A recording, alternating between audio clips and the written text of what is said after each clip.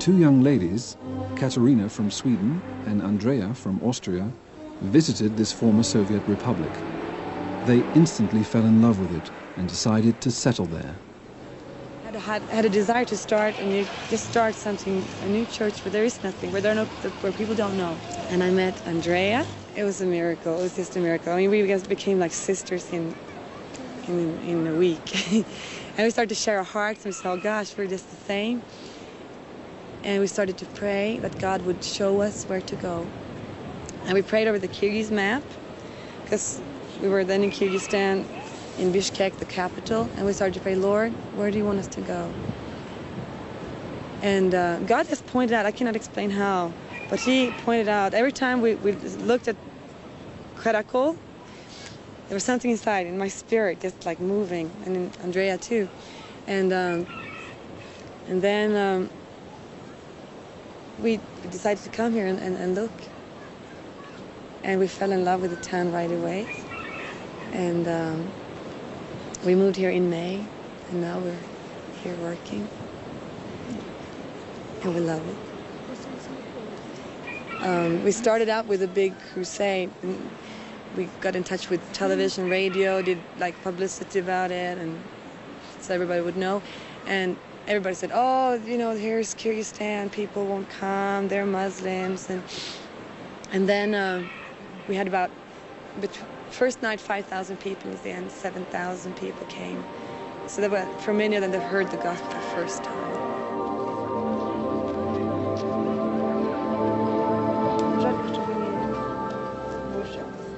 And the people are just very hungry for God.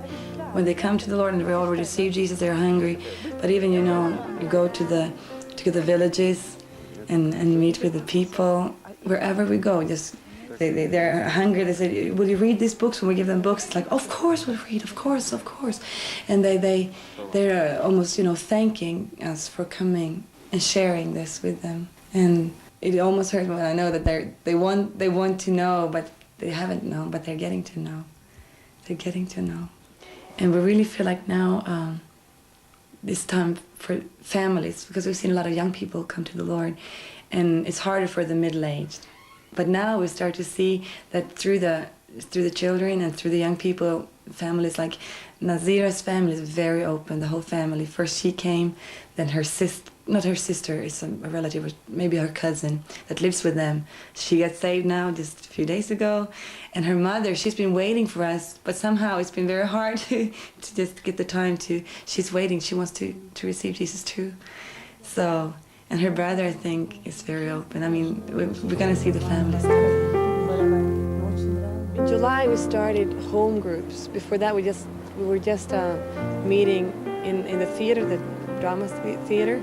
And then we really had in our hearts to build a South church, we would call it, where every person is part of a small group. We meet in our homes.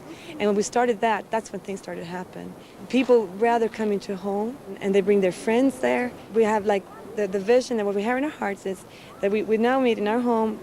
We have like 4 groups now, and they grow very quickly. Then we divide them, so we will keep it around 15 people, not more, that come regularly. And then we'll keep on dividing and having more and more groups, so that every person will be part of like a family, where you really can know each other, where you really can get close to each other and really help each other. Because if you only sit in the big hall and look each other in the neck and hear a preaching, that's not really what the gospel is all about. The gospel means to know God and to have relationship with God and relationship, to be a family. And also it's important for especially those who come from Muslim background, because the family is very important. And many of them get rejected actually, even though it's cultural. They're very strong sometimes, and the fathers would reject them and say, you know, they've even threatened to say, I'll kill you if you continue.